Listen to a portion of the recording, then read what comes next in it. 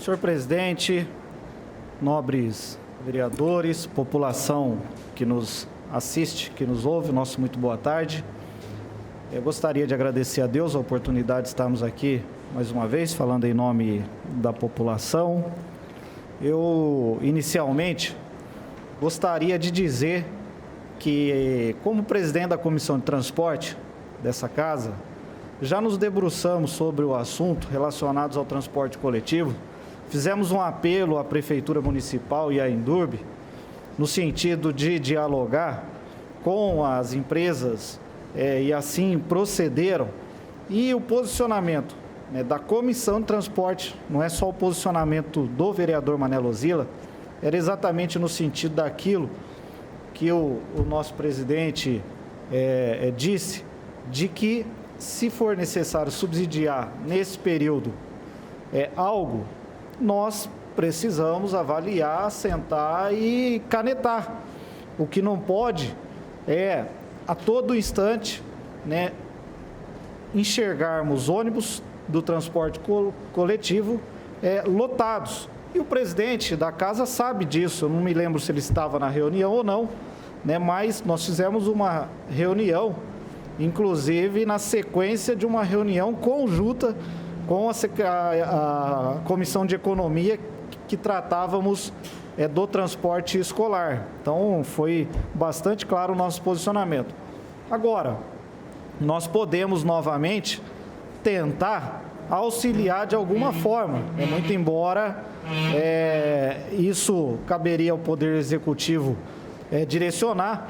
Nós não queremos entrar na esfera administrativa do Poder Executivo, mas, obviamente, se necessário for, nós podemos. Então, eu gostaria já de convocar uma reunião extraordinária da Comissão de Transporte para quarta-feira, às 10 horas da manhã, pedir à equipe do apoio legislativo para que convoque o presidente da Indurb, seus diretores, prefeito municipal, e todo o seu gabinete, assim como remeta convite para o consórcio de empresas que nós temos aqui e, respectivamente, as empresas que fazem o transporte coletivo.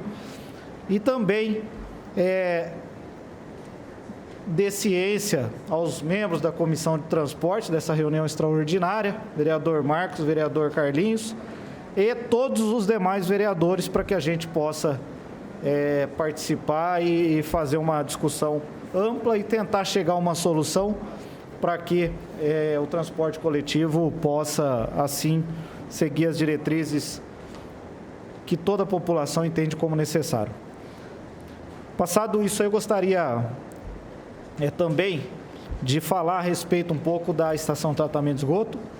A Comissão Especial de Inquérito está bem avançada nos seus trabalhos, todos os membros, e aqui cito o vereador Guilherme, vereadora Yasmin, vereador Meira, o vereador e relator Edivaldo Miano, juntamente conosco, tem já delineado um posicionamento daquilo que será transcrito no relatório.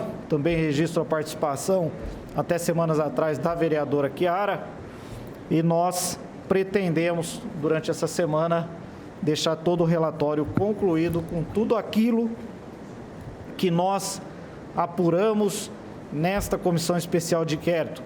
Traduziremos no relatório nada mais, nada menos que a verdade do que foi apurado aqui. Não hesitaremos em colocar tudo aquilo que nós efetivamente tivemos conhecimento e entendemos que seja a verdade, pois o nosso compromisso efetivamente é um compromisso com a população, com os nossos eleitores e também, principalmente, com a verdade. É isso que nós vamos relatar. Eu gostaria ainda de destacar que nós temos uma preocupação muito grande, que é relacionada à questão da educação. Muitas crianças do ensino infantil, ensino fundamental, elas estão, obviamente por uma questão da economia, deixando as escolas particulares E, como há obrigatoriedade de manter a criança matriculada, estão sendo matriculadas nas escolas municipais. Ocorre que, antes da pandemia, nós já tínhamos uma defasagem de quase 1.000 vagas para crianças em escolas e creches. Quando terminar a pandemia, nós não sabemos quantas crianças ficarão sem sala de aula.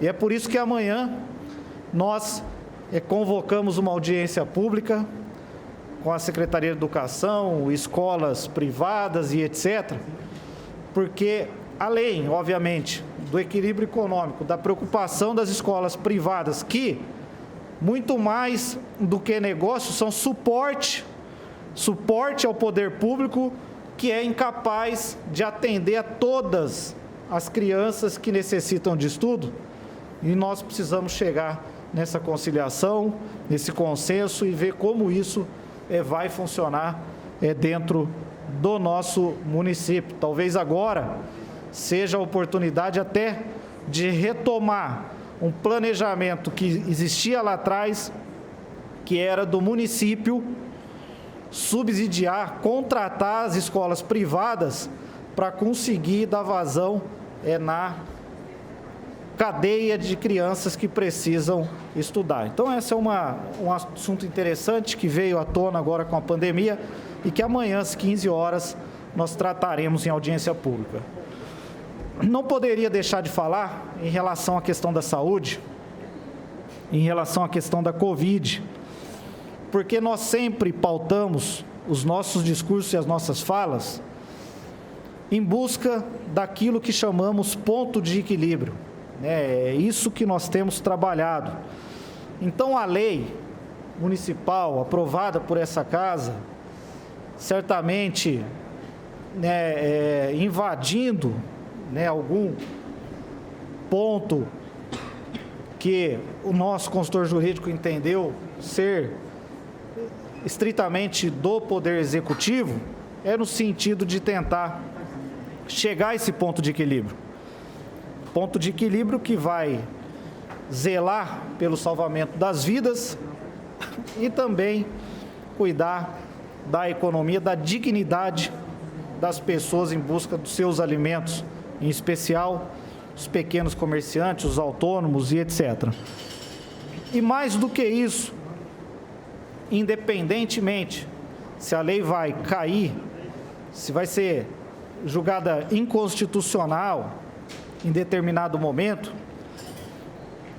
o que nós gostaríamos que o Poder Executivo, através do prefeito municipal, pudesse dar sequência numa continuidade de trabalho, ou seja, uma continuidade de trabalho das pessoas que buscam o seu sustento e, obviamente, olhando para o viés da saúde. E à medida que a necessidade de contenção, de contaminação existe, que se faça uma redução gradual daquilo de reabertura e etc. Aumente a metragem por pessoa, mas não feche totalmente as atividades, porque senão esse abre e fecha é o que traz o grande prejuízo aos empreendedores, aos pequenos empresários, aos comerciantes que precisam sobreviver. E é perfeitamente possível de regular isso como se fosse um volume de som que aumenta e diminui à medida que há necessidade. E o nosso apelo, obviamente, à população de um modo geral. A população precisa colaborar para que tudo isso seja contínuo. Não adianta olharmos para os comerciantes, para os autônomos, para aqueles que precisam trabalhar, sendo que a população que poderia perfeitamente ficar em casa, desvirtua as atividades e sai para a rua.